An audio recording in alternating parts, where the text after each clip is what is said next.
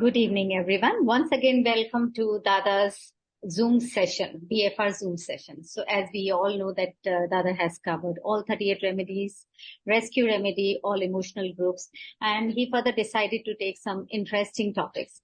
So continuing with our last time topic of emotional coaching in kids. So that is like we have to deal with parents and not exactly kids because kids take the emotions from their parents, right? So last time we have covered a good simple 5-step process by John Whitman of how to emotionally start coaching your kids in the bud when they are very young. So taking it further, and yes, of course, last time we had a very good speaker, but some emergency in her house. She's not here with us. But yes, we have Dada. And Dada has some wonderful examples. तो मैं पहले थोड़ा सा cover करती हूँ so that दादा उस पे स्पॉन्टेनियस एग्जाम्पल्स आपको देंगे कितने उनके पास जो पेशेंट्स आते हैं। मैडम वो आपको जो आपको ही बताना है, मैंने आपको बता दिया है। हाँ मेरे को ठीक है दादा, मेरे को आपने बता दिया है, बस वो दो चार जो है आपके एग्जाम्पल है ना, जो बच्चे जो आपके पास बच्चे आए एडीएचडी वाले या तोतला के जो बच्चे बोलते हैं, तो वो वाले एग्जाम्पल्स तो आप ही दीजिएगा। मैं स्टार्ट कर देती हूँ एंड सो एंड में जैसे जैसे आपको वो आएगा। हाँ, वो लास्ट में आज जो टाइम मिला तो बहुत सारा कवर करूंगा। बिल्कुल दादा, बिल्कुल। ठीक है। Yes, so let's me take further in the part 2। So it is like that कि समटाइम्स वी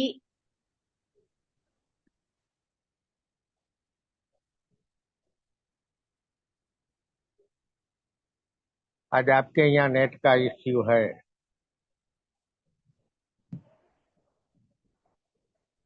थोड़ा सा नेट इशू है but now it is okay. Okay, so let me start with this today that sometimes we as parents we either बोलते हैं ना कि बच्चे जब तुतला के बोलते हैं या we as parents we smile or take it lightly जब बच्चे बड़ों को एक्सप्रेस करते हैं उन्हीं के इमोशंस में। जैसे कभी कोई फादर को देख लेते हैं अपने बॉस से बात करते हुए या मदर से बात करते हुए या वाइस वर्सा, तो जनरली जो बड़े बड़े एक्सप्रेसिव इमोशंस होते हैं ना बड़े लोगों के गुस्से में, डैम इट, गॉश इट, तो वो बच्चे जब गेस्ट के सामने रिपीट करते हैं या जब बोलते हैं तो पेरेंट्स और गेस्ट कई बार है ना मुस्कुरा देते हैं। They feel they feel very funny कि बच्चा ऐसा बोल रहा है, तो उस वक्त बच्चे को लगता है okay this is acceptable. But immediately after the guest are gone तो कई बार बच्चों को डांट भी पड़ जाती है, ये कौन सा तरीका है। तो बच्चा कंफ्यूज हो जाता है कि अभी तो सब जने मेरी बात पे हंस रहे थे और अब मुझ पे गुस्सा कर रहे हैं, मुझे मम्मी पापा डांट रहे हैं, पर ऐसा तो ये खुद भी बिहेव करते हैं। So you are throwing kids into a confusion array in a sense, like when you are speaking in that way it is okay, but when kids are speaking that way so it is absolutely not okay. So in a same manner कि वो ये सोच कि like if a if a person is talking to their partner or if the boss is acting in a some way, so that is not acceptable. But when a kid is doing this, so it is acceptable in front of guests, but again you are doing a different u-turn when the guests are gone. So this is throwing a kid into a confusion state. उसको ये नहीं समझ में आता है कि मैं गलत कर रहा हूँ या नहीं कर रहा हूँ. So from here, deterioration of the emotions start happening. A confused kid is born. A confusion starts building up in their nature. Likewise, कई बार कैसा होता है, many parents they dismiss their fears and upset when the kid is upset.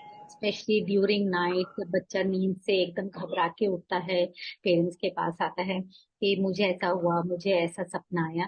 सो कई बार parents बोलते नहीं ऐसा कुछ भी नहीं होता है, तुम सो जाओ, ऐसा कुछ भी नहीं हुआ। So you are not listening to what a kid is saying, so you are just eliminating their fears by not talking to them, by not letting them speak up. So in this way, when the elders they eliminate the fears without listening, so again the kid is losing confidence in themselves. वो confused तो हो ही रहा है और अपने अंदर का confidence जो उसका है वो भी lose हो रहा है, because now from here the fear is building up. और इसके बाद धीरे धीरे धीरे धीरे कई बार क्या होता है ना, पेरेंट्स होते हैं स्पेशली मदर्स होती हैं, तो बच्चे को फटाफट खाना खिलाना है, तो फट से बोल देंगे तुमने अगर खाना नहीं खाया तो वो देखो नीचे पुलिस वाला बैठा है ना, वो आ जाएगा. So with these tiny examples, you are building up that fear in your child, various kind of fears, and at the same time you do not want to speak about this fear because you are not looking from the perception of a child. आपका perception different है because you are an adult, you are grown up. पर बच्चे का perception बच्चे वाला ही रहेगा. So when you do not speak to them, when you do not let them voice, you are building up fear in them. They are losing their confidence. They are becoming a confused personality. No child is born ADHD. No child is born with any disorder. But the parents' behavior in them, the parents' behavior towards them is building up all these things.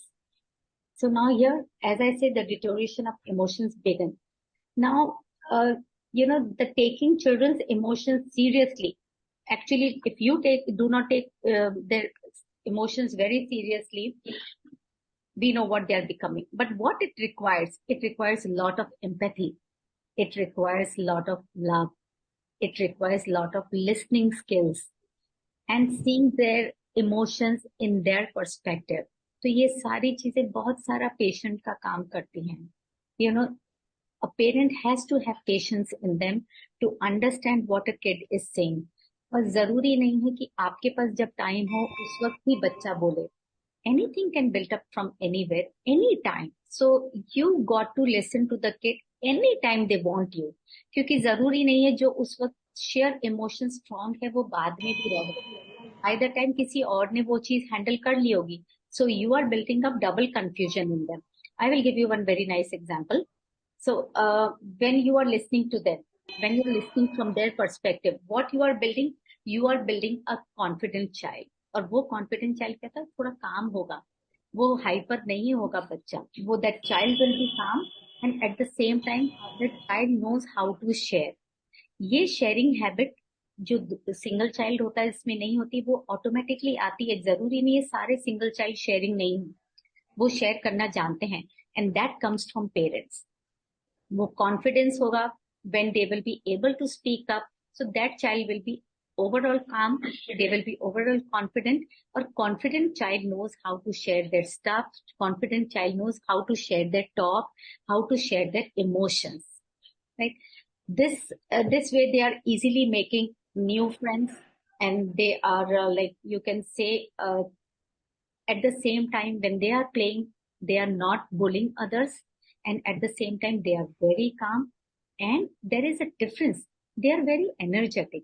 There is a mild hairline difference in being energetic and in being very hyper. So when a person or when a child is calm, they can be energetic, but when they are not calm, they are hyper. So we need to understand that if your child is very energetic, कई बार parents बोलते हैं कि मेरा बच्चा है ना, अक्सर मैंने सुना है कि पेरेंट्स बोलते हैं कि my child is very hyper. दादा कई बार सवाल करते हैं कि मैडम ये बताइए वो हाइपर है या वो उसमें बहुत सारी एनर्जी है. 110% टाइम्स जो पेरेंट होता है जो ये केस लेकर आता है वो कई बार चुप हो जाते हैं, बिकॉज हमको उनको एक्सप्लेन करना पड़ता है कि एनर्जी क्या है, why the kid is energetic and why the kid is hyper. तो हमको उनको लिटरली एक्सप्लेन करना पड़ता है कि अब आप बताइए आपका बच्चा हाइपर है या आपका बच्चा energetic. So energetic can be in a positive manner, but hyperness is definitely not in a very positive manner. So now from here we can understand how very subtly parents' behavior come in a child. So many times I tell parents that it is very important how you behave in front of your kids. They will not listen to you after a certain point. You can't be authoritarian. They will watch you and they are watching you every moment. So your behavior pattern is going into your child. So many times I see my behavior pattern in my son, in my kid. I was little hyper in a sense. I was very impatient. That I can see in my son, that he too is impatient. Okay, fine. Likewise, I took a little bit of time and energy to understand all these factors. But this, if you can understand as a new mother, in a but, that is very good. So as a parent, you can be there can be 3-4 types of parenting, but we will discuss here two type of major parents. एक होते authoritarian parents. Authoritarian parents जो होते हैं, they never give any sort of freedom to the kid. There is absolutely no say of a kid. उनके जो माँ बाप के जो लाइक्स एंड डिसलाइक्स होंगे वो बच्चे को ओबीडियंटली मानना है। उनके ऊपर पूरा बच्चों का दबाव रहता है। ऐसे बच्चे कैसे होते हैं? ऐसे बच्चे होंगे, they will be like irritable child, short tempered child, conflicted child, confuse child. क्योंकि सब टाइम मम्मी पापा ही बोले जा रहे, उनका कोई परसेप्शन नहीं है सोचने का भी ना बोलने का। वो दूसरे बच्चों को देख रहे हैं तो वो कंफ्यूजन हो रहा है, because they can not discuss with the parents की वो बच्चा तो ऐसे करता है, आप मुझे ऐसा क्यों बोल रहे हैं करने के लिए। So this kind of a parent is authoritarian, and definitely these kind of kids they become conflicted, irritable, very short tempered. They will not listen to anyone and they will become violent in slowly in near future. और एक दूसरे तरह के parents होते हैं authoritative parents. They also have a set of कुछ limits होती है उनकी भी, but at the same time they are open to discussion from the kids. बच्चा अगर परेशान है या बच्चा अगर कुछ बोलना चाह रहा है, so they will have a listening ear. They will not always ask them to keep quiet, right? ऐसा नहीं है कि आप हमेशा हम मेरी बात सुने। They are opening to listening, they are opening to discussion, and there is a love and warmth. तो ऐसे जो बच्चे होते हैं, so they are generally self reliant होते हैं, वेरी फ्रेंडली होते हैं। Here the kid is energetic, क्योंकि उसको पता है कि है ना, मैं जो भी बोलूंगा मम्मी पापा के पास उसका सोल्यूशन होगा, because they will listen to me and they will have total energy to discuss everything with the parents. क्योंकि वो डर नहीं है कि मुझे मेरी बात को काटा जाएगा, and they will be definitely very energetic, friendly, and at the same time in later stage of life they will be achievement oriented, क्योंकि वो कंफ्यूज्ड चाइल्ड नहीं है। सो ये दो तरह के पेरेंट होते हैं। अब आपको ये समझना है कि आपको एक बिल्कुल ओबीडियंट, कई बार कैसा होता है ना कि गेस्ट आते हैं ना, बहुत आपका बच्चा बहुत अच्छा है, बहुत ओबीडियंट है, everybody likes an obedient child, but it is you have to understand obedience can be two ways. बच्चे की लाइक्स एंड डिसलाइक्स समझिए, आपकी dislikes, there has to be a discussion. जरूरी नहीं है आपको अथॉरिटेरियन पेरेंट बनना है जो रिबेल करेगा फाइनली बच्चा। अथॉरिटेटिव बनिए, जहाँ अपने भी रूल सेट कीजिए और बच्चे की भी बात को मानने की कोशिश कीजिए। Now here I will tell you कि जो ये इमोशनली कोच्ड बच्चे जो होते हैं, इमोशनली इंटेलिजेंट जो बच्चे होते हैं, they have a vagal tone characteristics. Now this is very important, especially to all the homeopathy doctors and even the parents. They need to understand a little basic scientific thing कि ये जो vagal tone characteristics होती है ये क्या होती है। ये हमारे अंदर एक वैगस नर्व होती है इन अ विच बोल सकते हैं कि which is responsible to many functions in parasympathetic nerve, जो ऑटोनॉमस नर्वस सिस्टम होता है, जिससे कि आगे चल के जैसे जो बच्चे बनते हैं ना, हम बोलते हैं कि बॉर्डर लाइन पर्सनैलिटी डिसऑर्डर है या इमोशनल डिसऑर्डर्स हैं बच्चे के अंदर, या बोलते हैं एंटी सोशल बिहेवियर डिसऑर्डर है या शिज़ोफ्रेनिक डिसऑर्डर्स हैं। तो ये डिसऑर्डर, ये वेगस नर्व जो होती है, ये अगर कैरेक्टरिस्टिक नहीं होती है बच्चे के अंदर, तो इतने सारे disorders, even ADHD, bipolar disorders बच्चों में डेवलप होने लगते हैं। और अगर ये वेगस नर्व, अगर ये बोलते हैं पर्सन के अंदर, बच्चे के अंदर अगर ये स्ट्रांग है, so the person have a ability to focus, to concentrate, to connect. एक कनेक्शन होता है पेरेंट बच्चे के बीच में। बच्चा एक कॉन्फिडेंट चाइल्ड होता है, उसके अंदर फोकस होगा, कॉन्सेंट्रेशन होगा, एंड एबिलिटी टू अंडरस्टैंड कि मुझे क्या बोला जा रहा है। तो वो जो क्या बोला जा रहा है उस पर वो फटाफट रिएक्ट भी करता है और फटाफट वो उसको कूल डाउन भी होने में आसानी देता है। तो जो बच्चा फोकस के साथ, कॉन्सेंट्रेशन के साथ, और बोलते हैं ना inhabiting actions when needed. For example, अगर मैंने 3-4 सेट ऑफ बच्चे हैं, उनको बोला 1 2 3 भागिए, that is a point you have to reach. तो उसमें से कुछ बच्चे इतने वैगल टोन कैरेक्टरिस्टिक्स वाले होते हैं, हाई कैरेक्टरिस्टिक्स वाले होते हैं, वो फटाफट भागेंगे और वो इंस्ट्रक्शंस को समझेंगे, वहां भाग के टच करके वो वापस मेरे पास आएंगे। सो क्या है? फोकस है, कॉन्सेंट्रेशन है, understanding of listening, even they know how to listen because that is what you have taught them, और वो फटाफट भाग के वापस मेरे पास आएंगे। उनमें से कुछ बच्चे ऐसे होंगे जो भाग के तो चले जाएंगे बट वहां जाके खड़े हो जाएंगे। उन्होंने आगे नहीं सुना पूरा कि मुझे लौट के आना है। और कुछ बच्चे होंगे जो समझेंगे ही नहीं कि मेरे को करना क्या है, क्योंकि वो अक्सर वो वाले बच्चे होते हैं जो या तो बहुत दबे हुए बच्चे होते हैं जिनको बोला जाता है उठो तो उठो, बैठो तो बैठो। So this vagus nerve is very very important nerve, और ये जो इमोशनली इंटेलिजेंट और कोच्ड बच्चे होते हैं उनके अंदर बहुत सुपर होती है। So these kids they have an ability to focus, to pay attention, and at the same time वो जो भी काम करते हैं उससे रिकवर भी हो जाते हैं वापस fast, and they know how to calm themselves. So this is very important in a growth of a child. और ये बच्चे जो होते हैं दे डू नॉट फॉल, बोलते हैं ना, prey to all the disorders. जरूरी नहीं है इमोशंस उनके भी बिगड़ेंगे, इम्बैलेंस वो भी होगा, but I said they know how to recover back because that vagus nerve is very sharp in them, that has been coached by the parent. तो एक बच्चे होता है जो इमोशनली डिस्टर्ब हो जाएगा, बस उसको वापस आना नहीं होता है, उसको समझ में नहीं आता है कि मैं कैसे अपने आप को बैलेंस करूं। और ये वाले बच्चे होते हैं they know how to come back, right, because they are not confuse kids. उनको पता है कि सही क्या है, उनको पता है, they have been coached how to come back, how to be self reliant, how to be connected to the emotions and how to be connected to the situation at the same time. Now एक छोटी सी चीज है, कोई मुझे ये बता सकता है what is the dimension of an emotional intelligent child? जो कि अभी हमने पढ़ा तीन चीजें, सिर्फ तीन डायमेंशन हैं ऐसे इमोशनली इंटेलिजेंट चाइल्ड के: focus, concentration, and connectedness. So this connectedness we always say is connectedness between parents and kids. और ये जो जॉइंट होता है ना, मुझे अभी एक चीज एकदम से ध्यान आई, दिस जॉइंट मीन्स, कई बार आपने पेरेंट्स में स्पेशली मदर्स में देखा होगा, बोलते हैं कि घुटने में दर्द है, जॉइंट में दर्द है, लोअर बैक पेन में दर्द है। तो दादा हमेशा ये बोलते हैं जिस फैमिली में जॉइंट की कमी होगी या जॉइंट में परेशानी होगी, फैमिली मेंबर्स के बीच में परेशानी होगी, वहां पे स्पेशली लेडीज को कहीं ना कहीं जॉइंट पेन होगा। तो ये परेशानी जरूरी नहीं है कि सिर्फ हस्बैंड वाइफ में रहे, ये परेशानी एक एडल्ट चाइल्ड जो कि इमोशनली डिस्टर्ब है, जो कि पर्सनालिटी डिसऑर्डर में जा रहा है, वो और पेरेंट्स के बीच में भी होती है।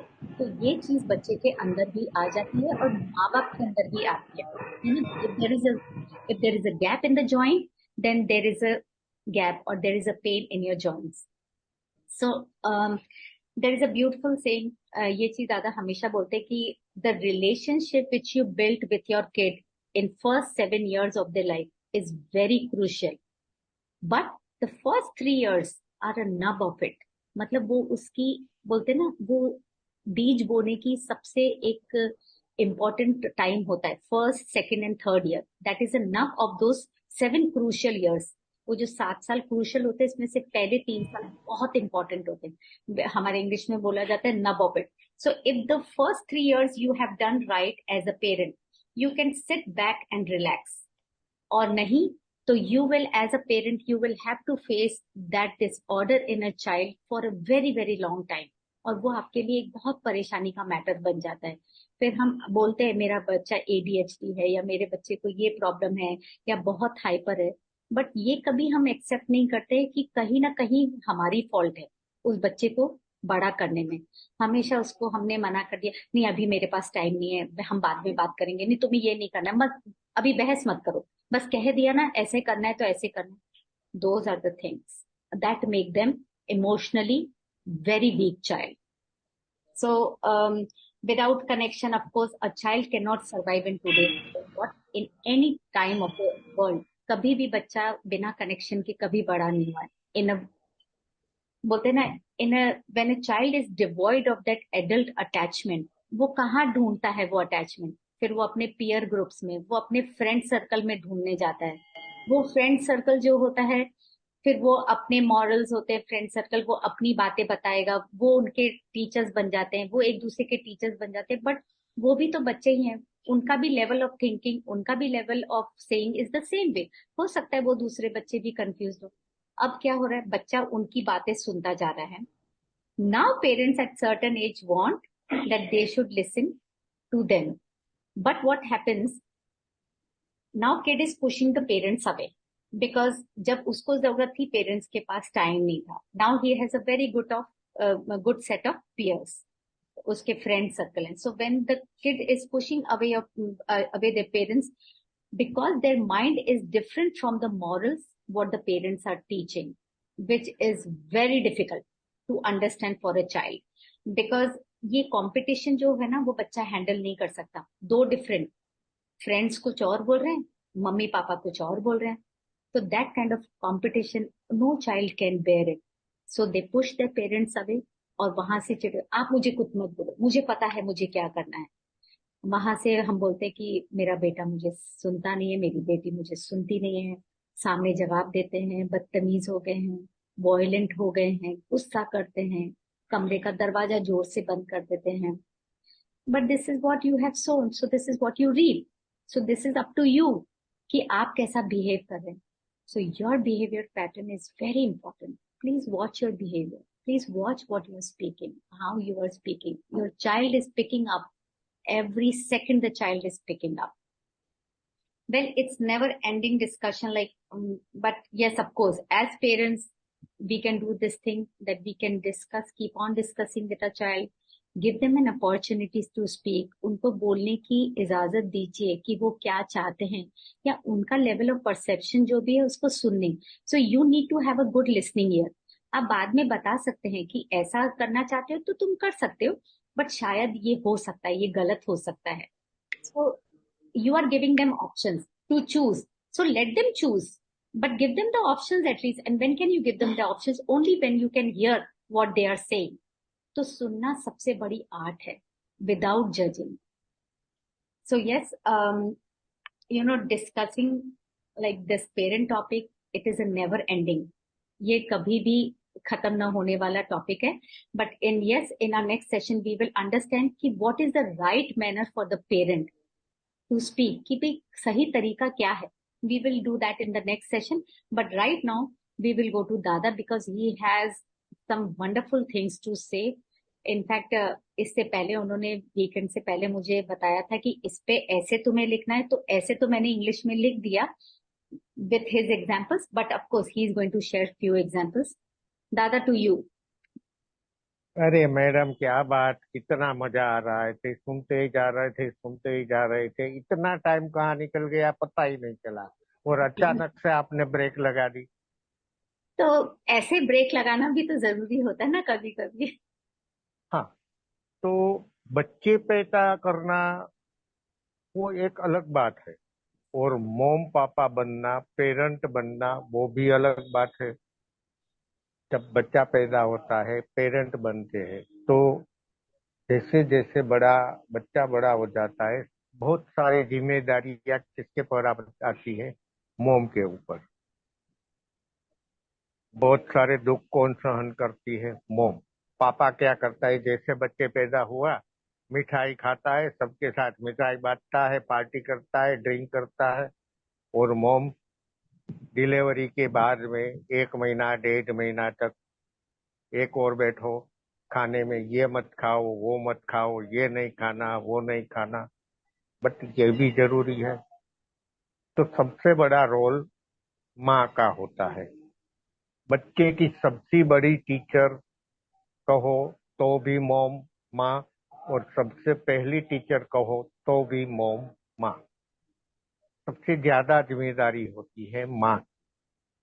अब जो बच्चे को जो भी कुछ होता है ना, जैसा आपने बताया, उसके जिम्मेदार कौन होते हैं? हम पेरेंट. हमारे पास टाइम नहीं है. जो पहले का जमाना था वो तो अब रहा नहीं. सब भागम भाग है, किसी के पास में टाइम नहीं है. टाइम है तो टीवी के सामने टाइम है, बच्चे के लिए टाइम नहीं है. जैसे पहले ही बताया था कि बच्चा जब पैदा होता है ना, तो डर अपने साथ लेके पैदा होता है. डर से ही गुजरता है. जैसे दुनिया में पहला कदम रखा, आंख तो अभी खुलती नहीं है, फिर भी उसके ऊपर इतनी बड़ी बड़ी लाइटें, न्यू मास्क पहने हुए 3-4 डॉक्टर, 3-4 नर्सेज. क्या होगा? डरेगा ना, डरेगा वो. तो डर के साथ पैदा होता है. अब एक दिन से लेके आगे तक जितना अच्छा रिजल्ट होम्योपैथी और बेच फ्लावर देती है ना, बिना साइड इफेक्ट के, वो एलोपैथी नहीं देती। होम्योपैथी और बेच फ्लावर माइंड एंड बॉडी को जिस तरह से डेवलप, कुदरती राह से जिस तरह से डेवलप करती है ना, वो एलोपैथी नहीं करती। यहाँ हमारी बेच फ्लावर और होम्योपैथी का हाथ एलोपैथी के ऊपर रहता है। अब बच्चे को सबसे ज्यादा समझता कौन है? मोम। कब रोता है, क्यों रोता है, वो सबसे अच्छी तरह मोम को पता है कि बच्चे को कुछ पेन है, भूखा है, गैस ट्रबल है, क्या है। वो मोम आराम से समझ लेती है। और कुछ आपने बता दिया, अच्छे से बता दिया, तो मैं सीधा एमएम, मतलब कि ट्रीट कैसे करना है, वहां पे ही जाता हूँ। अगर ऐसा लगा तो हम नेक्स्ट टाइम यही चालू रखेंगे, वो देखेंगे बाद में। बट हम लोग कहते हैं ना कि मेरे बच्चा बड़ा शांत है, कभी तूफान नहीं करता, बीमारी में भी जो दे दो वो खा लेता है, गुपचुप पड़ा रहता है, एकदम शांत बच्चा है। नहीं, बच्चे हमेशा तूफानी ही रहते हैं। यहाँ आपको ये समझना है कि आपका बच्चा एग्रीमोनी है, उसको पेन भी होता है, उसको दर्द भी होता है, वो कुछ बताता नहीं, अपने आप सहन करता है। ये सहनशील बच्चा है, ये एग्रीमोनी बच्चा है। अब आगे देखे तो कोई कोई माँ बाप बोलते हैं ना कि मेरा बच्चा नींद में चीखता है, नींद में से उठ जाता है, नाइट वॉकिंग करता है, डरता रहता है, अंधेरे से डरता है, बिना लाइट के सो नहीं सकता, या तो सोता है तो मेरा हाथ पकड़ के सोता है। यहाँ आप सोच सकते हो मिमुलस और अजपेन। तो यहाँ बच्चे के डर को आपको पहचानना है कि बच्चे के माइंड में कौन सा डर है, वो डर को जानता है या यूं ही डरता रहता है। दूसरा है, जो होम्योपैथ है वो आराम से समझ जाएंगे कि ये सिलिसिया, सिलिसिया का बच्चा है। सिलिसिया का बच्चा कैसा होता है? ऐसा ही होता है, वो भी डरपोक होता है, वो भी डरता रहता है, जिसको भी बार बार कुछ न कुछ प्रॉब्लम होता रहता है, cough, cold, tonsil, boils, etc etc होता रहता है। वो बच्चा भी शर्मीले नेचर का होता है, वो भी डरता है, छोटी सी शार्प चीजों से भी डरता है। या आप सिलिसिया भी वर्क करे, ये माई वर्क डालती करे। है डर, माई डालती है डर, हाँ, आधा टाइम तो माई हाँ, डर डालती है। हाँ, हाँ, हाँ, यहाँ सिलिसिया भी वर्क करेगी, मिमुलस भी वर्क करेगी, और अस्पेन भी वर्क करेगी। अब सिलिसिया की बात निकली है तो ये समझो कि ये बच्चा जो है ना, वो एक अच्छा स्पोर्ट्समैन है। ज्यादातर उसका झुकाव क्रिकेट की ओर रहेगा। ये बच्चा एक आर्टिस्ट भी बन सकता है। तारे जमी पे देखी थी ना आपने? हाँ, उसका जो हीरो था वो छोटा बच्चा, वो सिलिसिया का बच्चा था। बट ये बच्चा डरता क्यों है? एक बात मैंने देखी थी, शायद मैं गलत हो सकता हूँ। हमारे बड़े बुजुर्ग कहा करते थे कि नाभि से ऊपर कभी भी कपड़े मत पहना। वो मतलब जो हम पैंट पहनाते हैं ना, बेली से ऊपर तक की, बेग लगा दिया बेली के ऊपर, कहाँ प्रेशर आ गया? बेली के ऊपर क्या होता है? Liver, ETC. तो यहाँ हमने कस के प्रेशर दे दिया तो क्या होता है? ये बच्चा लाइफ टाइम डरपोक रहेगा। इमोशंस दब जाते मत पहनाओ। हैं। हाँ, बेली से थोड़ा नीचे की ओर, नीचे की ओर पहनाओ कपड़े। हम्म। ये हमारे बड़े बुजुर्ग कहते थे। आप भी एक ट्राई कर लेना। याद है दादा, अच्छा। जितने भी मेरा नाम हाँ, जोकर है या जो भी है, जिसमें आप नोट कीजिए, बहुत बारीकी सी चीज है कि जो जो आदमी पैंट बहुत ऊपर पहनता है उसको जोकर की तरह नहीं लिया जाता। उसको कौन सी हाँ लेता है, क्योंकि हाँ, तो जरा राज कपूर के जितने भी पिक्चर है ना, वो देखो तो वो एकदम से ऊपर तक का पैंट ही पहनते वो थे। कॉन्फिडेंस। हाँ, अब आप अपने आप को ही लीजिए, जो ट्रेडिशनल पहनते हैं या तो हम जो जीन्स पहनते हैं वो कहाँ पहनते हैं? नाभि से नीचे। पुराना पोशाक क्या था? नाभि से नीचे का पोशाक और ऊपर का पोशाक, बीच के स्टमक का भाग खुला। अब सोचो क्यों इतना भाग खुला रखते थे? कुछ तो रीजन है ना। ठीक है, वो बात फिर आगे सोचेंगे। अब ये बच्चा है, मैं ही सच्चा, बाकी सब गलत। ये भी सिलिसिया का बच्चा है, मैं ही सच्चा। जीटी बच्चा है, ये सिलिसिया है। जो होम्योपैथ है वो आराम से समझ जाएंगे कि सिलिका का बच्चा कैसा होता है। अब आगे एक बच्चा होता है जिसको हम बोलेंगे स्ट्रेमोनियम बच्चा। जो होम्योपैथ है वो आराम से समझ जाएंगे कि स्ट्रामोनियम बच्चा कैसा होता है। जो भी डरपोक ही है, अंधेरे से डरता है, रूम में अकेले रहने से डरता है, अनजान जगह पे जाने से डरता है, बट उसका एक इमोशंस बोलो या तो सिम्टम्स बोलो कि उसको अपने साथ एक चीज खास चाहिए। कि जैसे कि उसके हाथ में आप हमेशा एक कपड़ा देखोगे, वो हमेशा एक कपड़ा लिए बैठेगा। या एग्जैक्टली। तो एक कपड़ा टॉय होता है, एक कपड़ा टॉय यूं होता हाथ, हाँ हाँ, कपड़ा यूं हाथ में होगा और थम सकिंग करता रहेगा। है, ये सिक्योरिटी। स्ट्रामोनियम है। हाँ। हाँ, ये स्ट्रामोनियम है।